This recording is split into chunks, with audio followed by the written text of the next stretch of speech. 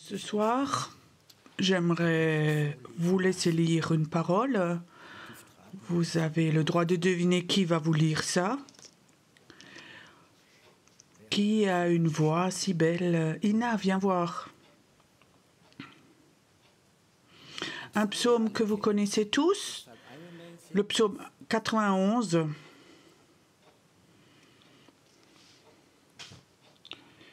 Celui qui demeure sous l'abri du Très-Haut repose à l'ombre du Tout-Puissant. Je dis à l'Éternel, mon refuge et ma forteresse, mon Dieu, en qui je me confie, car c'est lui qui te délivre du filet de l'asoleur, de la peste, de ses ravages. Il te couvrira de ses plumes et tu trouveras un refuge sous ses ailes. Sa fidélité est un bouclier et une cuirasse. Tu ne craindras ni les terreurs de la nuit, ni les flèches qui volent de jour, ni la peste qui marche dans les ténèbres, ni la contagion qui frappe en plein midi. Que 1000 tombent à ton côté et 10 000 à ta droite, tu ne seras pas atteint. De tes yeux seulement tu regarderas et tu verras la rétribution des méchants. Car tu es mon refuge, ô Éternel, tu fais du Très-Haut ta retraite. Aucun malheur ne t'arrivera, aucun fléau n'approchera de ta tente, car il ordonnera à ses anges de te garder dans toutes tes voies. Il te portera sur les mains, de peur que ton pied ne heurte contre une pierre. Tu marcheras sur le lion et sur l'aspic, tu fouleras le lionceau et le dragon.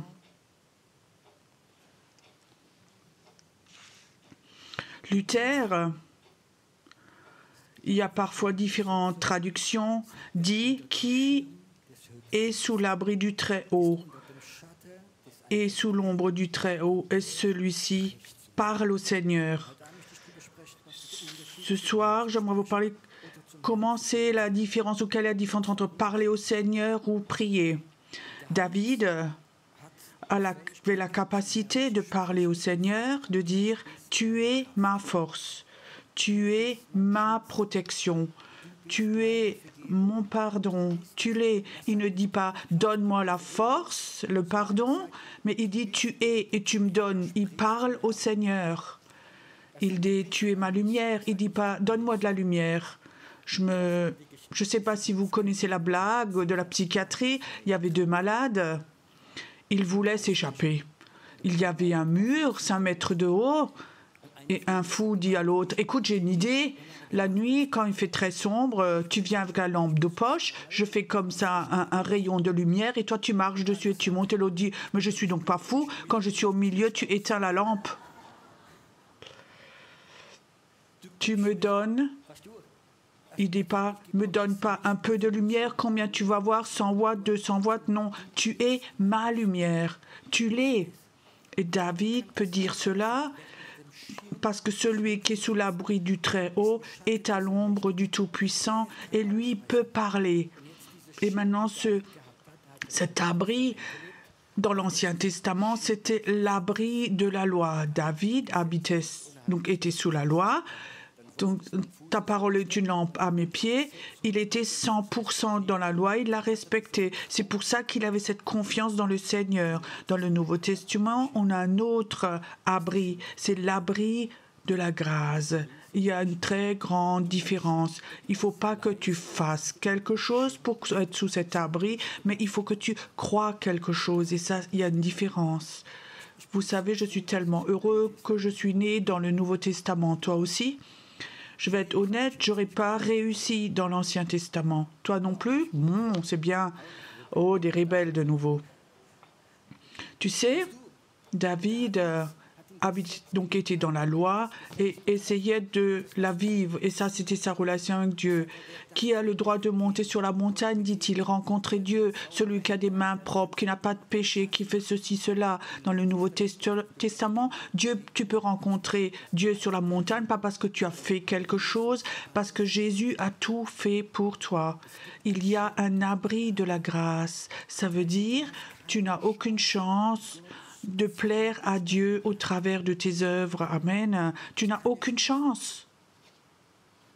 Tu plais à Dieu pour ce que tu es et parce que tu crois en Jésus-Christ. Nous avons un abri de la grâce et nous l'oublions et nous vivons en dehors.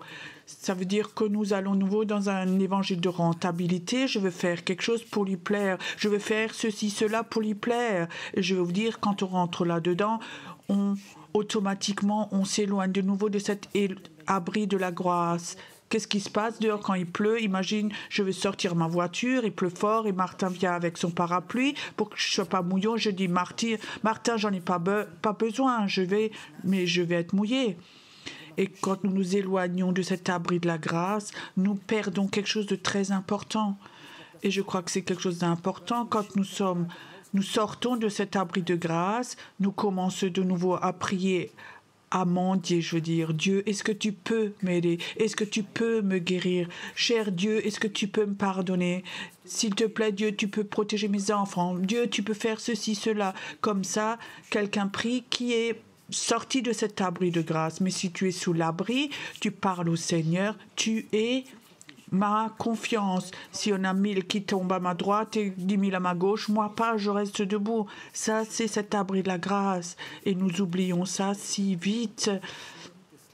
Et nous allons sous cet abri de nouveau du légalisme, de la loi. Et ça, c'est tellement important. C'est ce que je vais vous transmettre ce soir.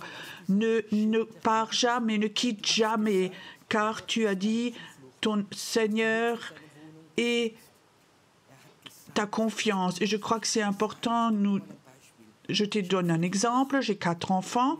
C'est important pour moi d'avoir une relation très proche avec mes enfants. Je suis un papa, j'aime mes enfants. Et c'est important pour moi que je sois un bon papa pour mes enfants. Nous n'habitons pas loin de la gare, peut-être 5 minutes. De temps en temps, ils viennent en train. Alors, bon, quand ils viennent, il faut, après, les ramener à la gare. Mon épouse et moi, on prend la voiture et on les emmène. Si mon enfant venait et disait « Papa, s'il te plaît, tu peux m'emmener à la gare. S'il te plaît, papa. » Je dis « Mon enfant, qu'est-ce qui ne va pas chez toi ? Pourquoi tu m'en dis? Tu sais donc que c'est normal que je t'emmène. Je suis ton père, je t'emmène à la gare. Tu n'as pas besoin de dire « S'il te plaît, s'il te plaît, s'il te plaît. » Et tu peux dire, papa, tu m'emmènes, hein, ou papa, tu sais que tu m'emmènes. J'ai cette assurance que mon papa m'emmène à la gare. J'ai pas besoin de mendier. Si mon fils a besoin de quelque chose, il sait très bien, je vais lui donner. Et ça, c'est une relation de foi avec Dieu. Beaucoup de chrétiens, c'est OK. Dieu, est-ce que tu peux me donner ceci, cela? Mais là, tu as une relation avec Dieu qui n'est pas très proche et tu n'es pas sous cet abri de la grâce. Parce que si tu es là-dessous, toutes les promesses que Dieu t'a données, elles sont là pour toi. Elles sont là pour toi. Dieu m'a promis que toute ma vie, il va me pardonner. Je sais encore quand j'étais nouveau croyant. Un jour, j'ai dit, est-ce que tu me pardonnes encore une fois? Et en France, vous savez, on paye souvent, pas forcément liquide, mais souvent avec des chéquiers. Même pour 5 euros, dans le tronc d'offrande, on peut mettre des chèques avec 5-10 euros. Et il y a un carnet de chèques. Et quand le chéquier est vide, il faut aller à la banque en chercher un autre. Et pour moi, quand j'allais chez Dieu, c'est toujours comme si donc le chéquier était vide et je disais si c'est vide et je suis allée vers Dieu, j'ai dit si le chéquier est vide, qu'est-ce que tu fais? Alors il dit, Pierrot, je suis le pardon. Je ne te donne pas le pardon, je suis le pardon. Et si je vis dans ton cœur, le pardon vit dans ton cœur. Est-ce que tu peux prendre ceci pour toi ce soir? Dieu est le pardon. À l'époque aussi, je priais beaucoup, Dieu, est-ce que tu m'aimes encore? Tu sais ce que Dieu a dit, la même chose. Je suis l'amour et j'habite en toi. Arrête de mendier, proclame-le. Qui est sous l'abri du Très-Haut, il peut proclamer. Et il ne perd pas son temps à dire, Seigneur, est-ce que tu m'aimes encore? Est-ce que tu es encore prêt à me pardonner? Est-ce que tu as encore de la patience? Est-ce que tu as ceci, cela? Ce sont des prières de doute. Si quelqu'un vient chez moi et dit, Pierrot, est-ce que tu aurais le temps pour moi? Je peux dire oui ou non. Tu comprends? Il y a des personnes, ils posent la question de façon rhétorique. Mais si tu poses la question, tu me donnes ta voiture, tu fais ceci, cela, tu peux dire oui ou non. Mais si Dieu dit, tu es mon pardon, ou tu n'attends pas un non, si tu dis, Dieu, est-ce que tu peux encore une fois me pardonner? Ça a à voir avec le doute. Ça veut dire que tu n'es pas sous cet abri de la grâce. L'abri de la grâce, c'est quelque chose, pour moi, personnellement, où régulièrement, il faut s'éprouver soi-même. Moi, je m'éprouve moi-même. Est-ce que dans mes pensées, dans mes sentiments, dans mes prières, sous cet abri de la grâce, ou est-ce que je me suis éloignée, je suis nouveau dans la rentabilité, dans les doutes, et je combats de nouveau. Celui qui souhaite abri de la grâce, il va vivre que les anges enlèvent les pierres sur ton chemin pour que tes pieds ne se cognent pas. Est-ce que ça, c'est une belle promesse? Tu comprends cela? Tu n'as pas besoin de prier pendant des heures, que tous les démons s'enlèvent, qu'il faut faire de la guerre spirituelle. Il y a des anges qui viennent et ils libèrent le chemin pour toi, parce que je suis un enfant de Dieu, parce que l'amour de Dieu est en moi, parce que l'onction est en moi, et parce que ces choses sont là. Et cette question, est-ce que cet abri de grâce, tu ne peux que le connaître dans l'esprit. Donc ta chair, tes pensées sont que dans la rentabilité. Tu dis maintenant, je vais te montrer Dieu que je suis capable, que tu m'aimes, je vais faire tout ça. C'est pas la grâce. Je suis aimé parce que tu m'aimes et j'ai pas besoin de faire des efforts. J'ai jamais dit à mon père, papa, est-ce que tu m'adoptes encore une fois? Je suis ton enfant. Non, je savais, il est mon père. Ce soir, j'aimerais te demander, est-ce que tu t'es déjà éprouvé toi-même? Est-ce que tu es sous cet abri de la grâce ou est-ce que tu es sous l'abri de la rentabilité? Honnêtement, en toi, tout au fond de toi, combien de fois, moi, je me suis surpris moi-même, je suis de nouveau dans ces pensées de rentabilité. Et quand tu étais de nouveau dans ces pensées, tu dis, Seigneur, pardonne-moi de nouveau, aide-moi, guéris-moi, et tout ça. La Bible dit, cherchez d'abord le royaume de Dieu, et Dieu te donnera tout le reste. Ça veut dire que, théoriquement, tu n'as même pas besoin de prier, Dieu te donne tout. Si tu construis le royaume de Dieu, si tu avances avec lui. Quand je me suis convertie, donc dans une cellule de prison, Jésus était venu et je sortais, je savais une nouvelle vie va commencer. Mon problème encore, j'avais, moi en sursis et plein de procès. Il fallait encore que 5 ans qu'à la police je tamponne. J'avais 2 millions de dettes. Maintenant, tu peux imaginer qu'est-ce que c'est comme vie, tout ça. J'avais plus rien à part Jésus. Maintenant, tu sors de cette situation. Et qu'est-ce que tu as comme souci? L'argent, tu ne pourras jamais rembourser parce que les intérêts sont plus hauts que ce que tu peux en fait payer. Et à l'époque, ce n'était pas 7 ans, c'était très très long. Donc tu n'avais aucune chance de rembourser cette somme. Et j'ai compris quelque chose, que Dieu est cet abri.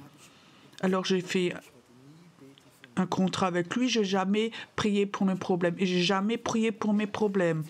Parce que si Dieu n'avait pas fait un miracle, j'aurais jamais eu de chance. J'ai compris quelque chose, je veux construire le royaume de Dieu. Quand je construis le royaume de Dieu, Dieu s'occupera de mes problèmes. Mais je ne je savais pas, je n'avais pas de capacité comment construire son royaume. Alors je me suis mis sous son abri de la grâce. J'avais aucune notion, pas d'école biblique, pas de théologie. Je savais, il y avait un abri de grâce. Tu peux rien faire, pas la capacité. Et tu as commencé dans cet abri de grâce. Je vous promets, j'ai jamais prié pour mes dettes, pas pour mon sursis, rien du tout, rien du tout.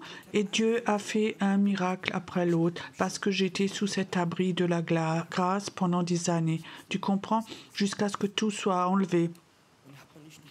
J'ai pas passé mon temps à prier dans la pleure, que si les gens viennent pour tout m'enlever. Non, Dieu a fait de miracle en miracle parce que j'étais sous ce parapluie, sous cet abri de grâce. Et c'est tellement dangereux que tu t'en éloignes. Tu penses que tu fais quelque chose par toi-même. Combien c'est difficile quand cette pluie amère tombe après. Je vous dis, nous allons voir le réveil si nous voulons le voir. Il faut nous positionner sous cet abri de la grâce. Avec la loi, nous n'allons pas avoir de réveil. Il n'y a aucune église en Autriche qui a la capacité de libérer le réveil. Il n'y a aucun pasteur, aucun prophète en Autriche qui a la capacité d'appeler le réveil en Autriche. Mais ça peut-être ce soir, une femme toute normale ou un homme tout normal être sous cet abri de la grâce et peut appeler le réveil et ça peut venir. Vous croyez ça? Ça, c'est la différence. Des circonstances, l'Allemagne, c'est pas mieux. En Allemagne, je connais aucun pasteur d'église qui a la capacité de libérer le réveil. Personne n'a la capacité. Mais je sais que si les gens se mettent sous cet abri de la grâce, on n'a pas besoin de ces gens doués, ces grands prophètes ou pasteurs ou évangélistes, mais il faut que tu sois sous cet abri de la grâce. Une personne toute normale, qui est peut-être nouvelle convertie, qui a peut-être beaucoup de faiblesse de caractère, mais il se positionne sous cet abri de la grâce, il sera capable de libérer le réveil. C'était comment chez David ? Un petit fils de berger, et là il y avait Goliath. Qu'est-ce que David a fait? Il était sous cet abri de la grâce. Il savait que Dieu lui avait dit « Va, je suis avec toi ». Nous n'avons pas besoin de beaucoup de capacités pour libérer le réveil. Nous avons besoin d'hommes et de femmes qui sont sous cet abri de la grâce et qui commencent à exprimer des choses, pas à prier, à dire des choses. Je crois que les proclamations, ce qu'on exprime est plus fort que certaines prières au mur de lamentation. Hier soir, pendant le culte, pour ceux qui étaient là, nous avons proclamé un mot plusieurs fois. Vous vous rappelez? Malgré tout. Et quelque part, ce mot, nous l'avons proclamé, ce malgré tout, je sentais comme quelque chose partait. C'est comme si chaque plan de l'ennemi pour te détruire avait été brisé, arrêté, stoppé. Parce que tu as dit, malgré tout, je reste debout. Là où la sorcellerie, les malédictions, l'occulte avaient détruit de détruire ta vue, ils avaient des plans, malgré tout, je reste debout. Ils ont résigné. Je te dis quelque chose. Au moment. Donc les démons, ils ne sont pas courageux. Ils attaquent les faibles. Les malades, pas ceux qui disent « malgré tout, je reste debout ». Ennemi, tu peux tout faire, malgré tout, je reste debout. Quand j'étais nouveau dans le ministère, nous avons fait beaucoup de délivrances. Dieu m'avait vraiment donné un don de discernement des esprits, où étaient rentrés les démons, et beaucoup de gens sont venus pour la délivrance. Et alors, on avait un jeune couple dans notre église. Et le soir, à 9 ou 10 heures, cet homme commence à crier de douleur. Dans une oreille, il avait des douleurs très très mal. Et son beau-frère et sa femme l'ont amené chez moi à la maison. C'était 10 heures le soir. Je sortais juste du groupe de prière. Cet homme était par terre et il criait de douleur. Et il tenait l'oreille. Et je dis, Seigneur, qu'est-ce qui se passe? Tout de suite, j'avais vu comme des femmes...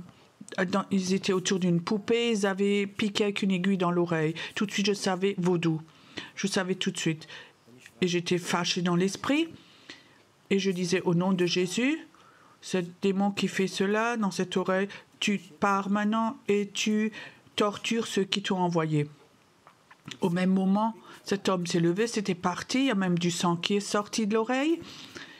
Donc il s'est levé, tout était parti, nous nous sommes réjouis. Nous avons chanté un, deux chants, l'homme est rentré chez lui avec sa femme, son beau-frère. On était tous heureux de l'autorité et de ce succès qu'on avions eu. Le jour d'après, le soir, à la même heure, ma fille, c'était Sarah. Elle n'avait pas encore 2 ans, elle commençait à crier, et elle se tient à l'oreille. Et je savais tout de suite ce que c'était. Et nous étions là, mon épouse et moi, et on a commencé à prier, à faire la louange, on a commencé à proclamer, et rien ne s'est passé, rien du tout. L'enfant a crié de plus en plus fort, on savait très bien, on a fait du vaudou sur ma fille. Et en tant que père, c'est très très grave. Parfois on se souhaite à soi-même que son propre enfant. Et mon épouse était tellement au bout du rouleau qu'elle est montée dans la chambre, elle n'en pouvait plus. Et tout d'un coup, moi, j'ai eu comme ça du Saint-Esprit, j'ai eu une idée. J'ai pris ma Sarah dans les bras, et alors, j'ai pas parlé à Jésus, et pas au Père, et pas au Saint-Esprit. J'ai parlé avec le diable. Je lui dis, diable, Satan, je sais que tu sais toi, mais je te promets quelque chose à partir d'aujourd'hui. Peu importe ce qui se passe, je fais 2 fois plus de délivrance. Et au même moment, c'était parti. C'était parti. Parfois, il faut avoir ce courage de parler. Si hier soir, tu as dit « Malgré tout, je reste debout », au fond, en fait, j'ai rien dit d'autre qu'au diable. Je dis « Malgré tout, je fais ce ministère, peu importe ce qui se passe. À partir de maintenant, je fais plus. De toi, je n'ai pas peur. » Et je crois que Dieu voudrait parfois que nous apprenions à proclamer des choses quand nous sommes sous cet abri de la grâce. Il y a comme ça un mouvement qui s'appelle le mouvement de la foi. Et pour eux, la foi, c'est quelque chose de très important. Ils ont une foi et proclament. Mais il y a beaucoup de chrétiens, ils ont copié ça et ils commencent à proclamer, mais ils n'ont pas la foi pour ça. Et tu sais quoi? Ça, c'est de l'air. C'est de l'air. Et d'abord, il faut croire, après proclamer. Et qu'est-ce que nous devons croire? En premier, bien sûr, la parole de Dieu, mais aussi nous devons croire que cet abri de la grâce est au-dessus de nous. Si quelqu'un est là et il croit qu'il est sans péché cette semaine, tu as le droit de continuer à prêcher. Moi, je crois que tous, nous péchons encore, c'est juste. Et ça, donc le péché autorise que les démons peuvent nous attaquer si nous ne sommes pas sous cet abri de la grâce. Si nous sommes dans la rentabilité, nous tombons toujours de nouveau dedans. C'est pour ça que je dis l'essentiel ce soir. Je dis celui qui est sous l'abri du Très-Haut, il parle au Seigneur. Il parle au Seigneur. Le réveil va venir. Le royaume de Dieu va être construit. Les puissances des ténèbres vont perdre leur force. La sorcellerie va être détruite. Tu vas tirer des flèches dans le monde invisible qui ont de la puissance et tu as le droit de proclamer. Tu as le droit de tirer des flèches si tu es sous cet abri du Très-Haut et tu crois que la grâce de Dieu te couvre. C'est la grâce de Dieu. Alléluia. Ce soir, j'aimerais faire quelque chose. Est-ce que tu es sous cet abri de la grâce? Est-ce que ce soir tu peux dire, Jésus, je suis incapable d'être un chrétien modèle. Je suis incapable d'être super saint. Je suis incapable d'être sans faute. Mais je me mets sous ton abri de la grâce. Je crois que cet abri de la grâce, le sang de Jésus couvre tout. Et que tu as le droit de parler, et que j'ai le droit de parler, que je peux proclamer, que je peux tirer des flèches, que je peux appeler des choses dans l'esprit. Écoute, si tu es là ce soir, et tu voudrais, du fond de ton cœur, dire « Oui, Seigneur », je me mets sous cet abri de la grâce ce soir de façon vraiment consciente et je veux vivre sous cet abri. Alors lève-toi de ta chaise.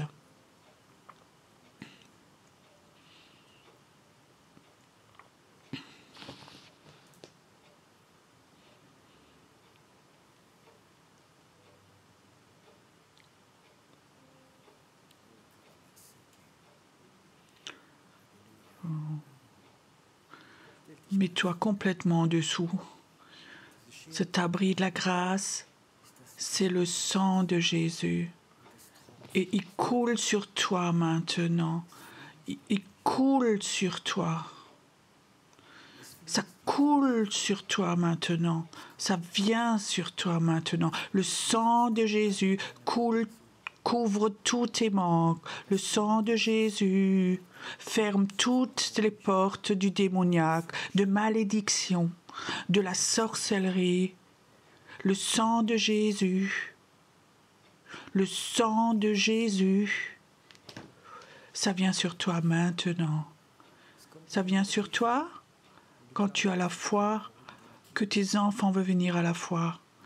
Ce qui t'appartient, ton bien, ta propriété, ta maison, ta famille.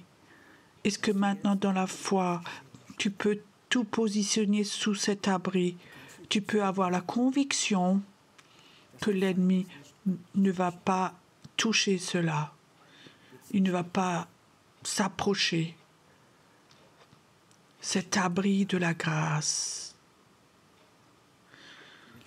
Certains reçoivent une telle onction de prière. Tu vas étendre cet abri de la grâce au-dessus de personnes, au-dessus de politiciens, au-dessus de personnes à responsabilité. Ça vient maintenant.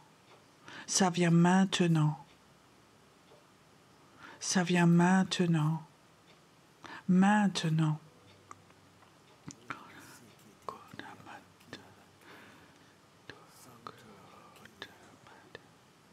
Maintenant, ça vient. Tes peurs s'en vont maintenant. Ta peur de ne pas assez bien, elle s'en va maintenant. Et le Seigneur dit, j'aimerais t'apprendre, t'enseigner à proclamer. J'aimerais que tu apprennes, que tu proclames, à proclamer.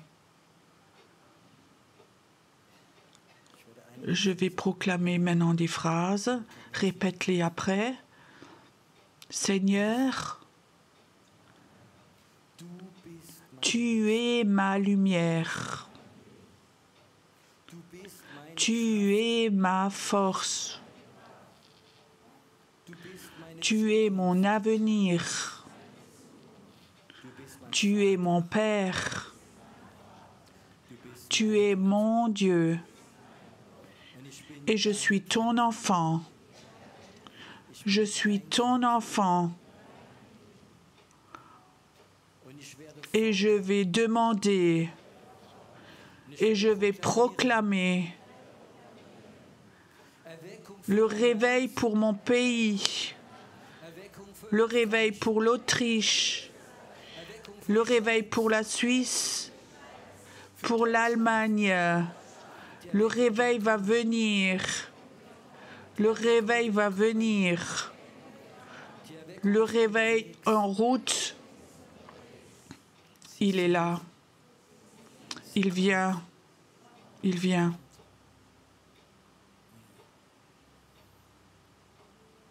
Je sens comme il y a une nouvelle autorité qui vient sur toi. Elle vient maintenant. Tu vas avoir des moments comme ça, comme tu as proclamé maintenant. Tu vas prier autrement chez toi à la maison. Tu vas être dans ta pièce de prière et tu vas tirer des flèches dans le monde invisible, des flèches pour tes enfants, pour ta famille. Tu vas proclamer des choses. Tu vas arrêter d'être devant le mur de lamentation. Mais tu vas aller à un niveau spirituel beaucoup plus haut que le mur de lamentation, beaucoup plus haut. Tu ne iras pas vivre au niveau le plus bas, mais tu iras dans ce niveau prophétique, tu vas vivre dans ce niveau et tu vas proclamer. Jour après jour, tu vas tirer des flèches et ça va transformer le monde invisible dans le pays où tu es, là où tu vis. Je vais te dire, il est temps que les chrétiens du niveau le plus bas de la cure d'âme, qu'ils apprennent à proclamer. Nous avons des niveaux de prière où que l'onction est tellement forte que tu ne peux pas être debout parce que la présence de Dieu est tellement forte que les anges sont là et chaque flèche que tu tires, des anges vont aller avec, ils vont le faire. Écoute, maintenant, nous allons encore faire des proclamations. Et je vois comme des anges viennent maintenant, comme des anges sont là maintenant, et les anges sont là pour aller là où les flèches vont aller. J'attends un moment jusqu'à ce que les anges soient là, et nous allons tirer des flèches de réveil maintenant. Esprit de mort,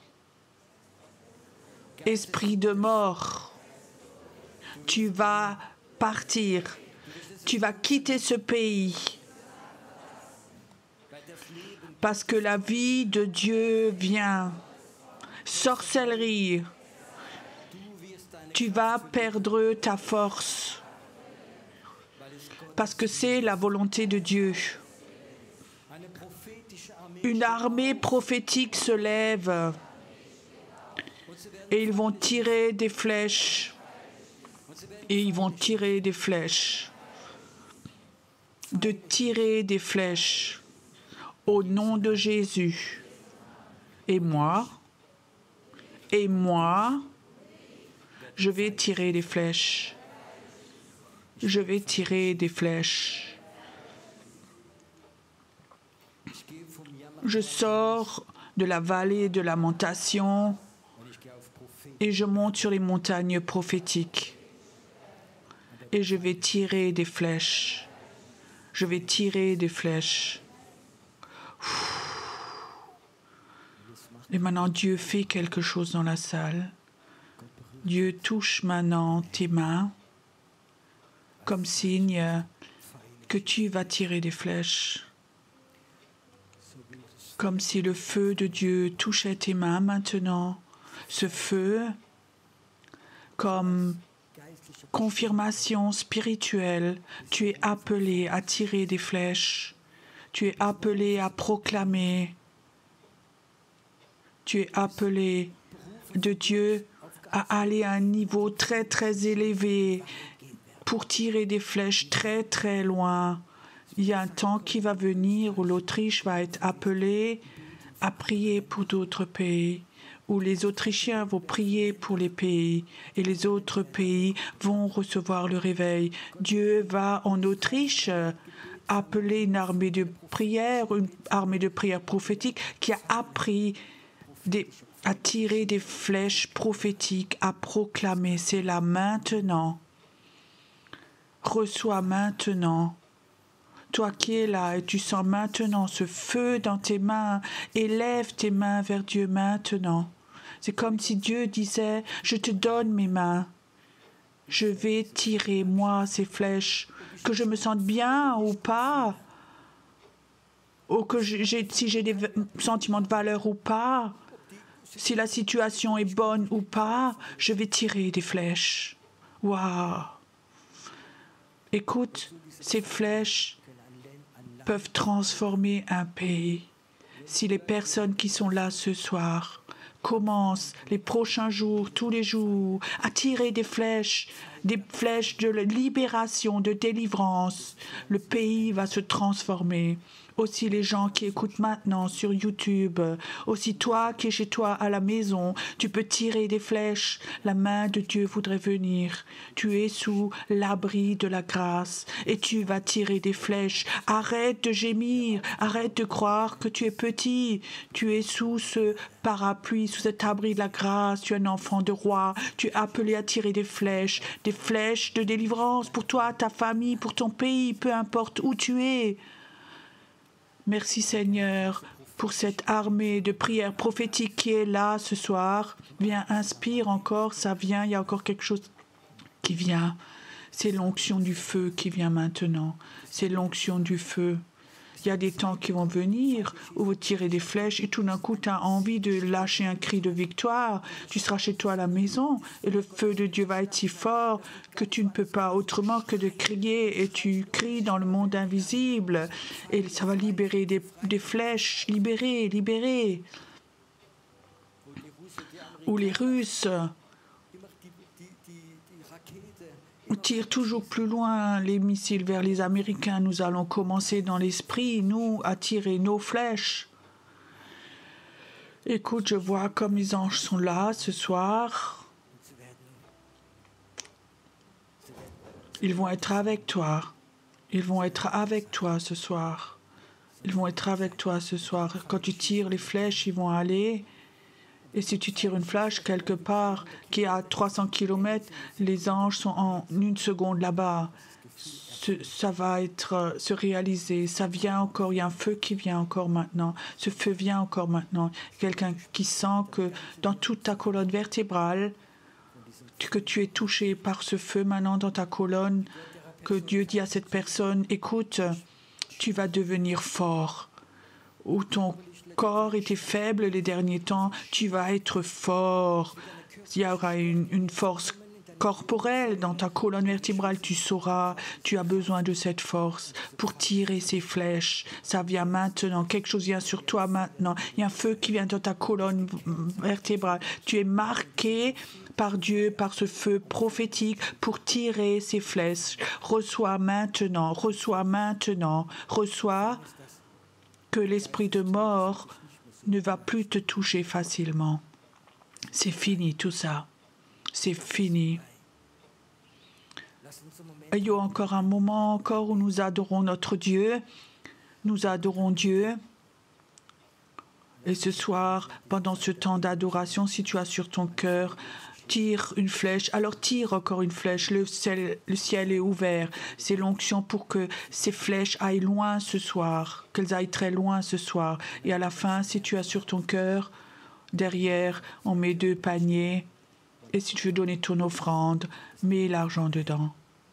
Ce soir, ayons un temps d'adoration où nous adorons notre Dieu. Et pendant cette adoration, dans l'esprit, on tire encore des flèches. Au nom de Jésus. Wie ein Strom,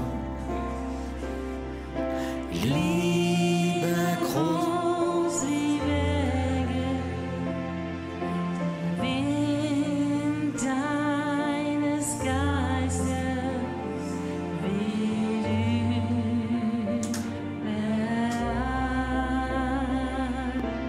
Freude überströmt.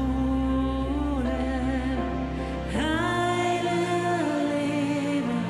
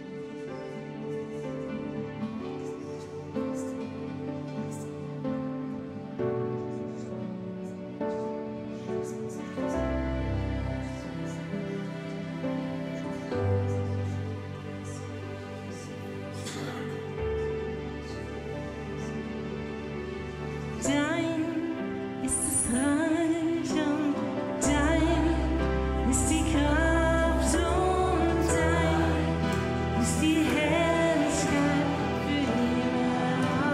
Amen. Dein ist das Reich und dein ist die Kraft und dein ist die Herrlichkeit für immer. Amen. Dein ist das Reich und dein ist die Kraft und dein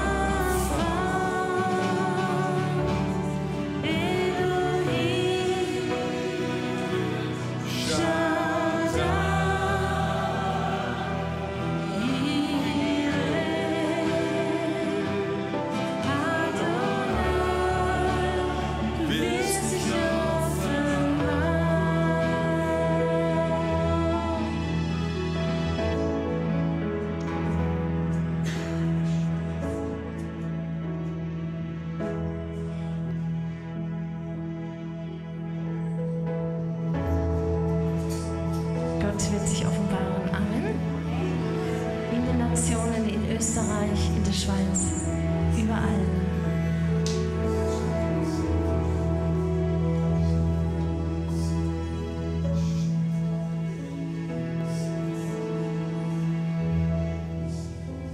Lass uns als letztes noch singen, eine Armee steht auf. Eine Armee steht auf. Eine Armee steht auf. Eine Armee steht auf. Und Ketten zerbrechen, Ketten zerbrechen, Ketten zerbrechen. Ketten zerbrechen, Ketten zerbrechen, Ketten zerbrechen. Eine Armee steht auf. Eine Armee steht auf. Eine Armee steht auf. Und Ketten zerbrechen, Ketten zerbrechen, Ketten zerbrechen in Österreich. Ketten zerbrechen, Ketten zerbrechen, Ketten zerbrechen in Österreich. Flüche zerbrechen, Flüche zerbrechen, Flüche zerbrechen in Österreich. Flüche zerbrechen, Flüche zerbrechen, Flüche zerbrechen in Österreich.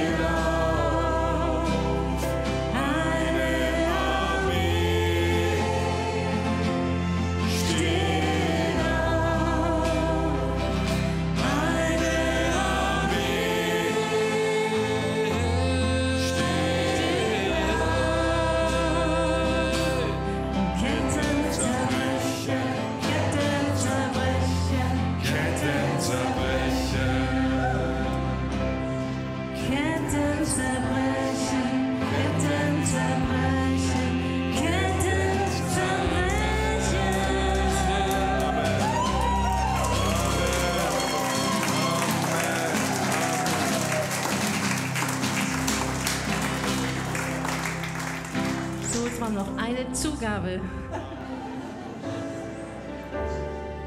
Ihr dürft so laut klatschen, bis es der Vater im Himmel hört.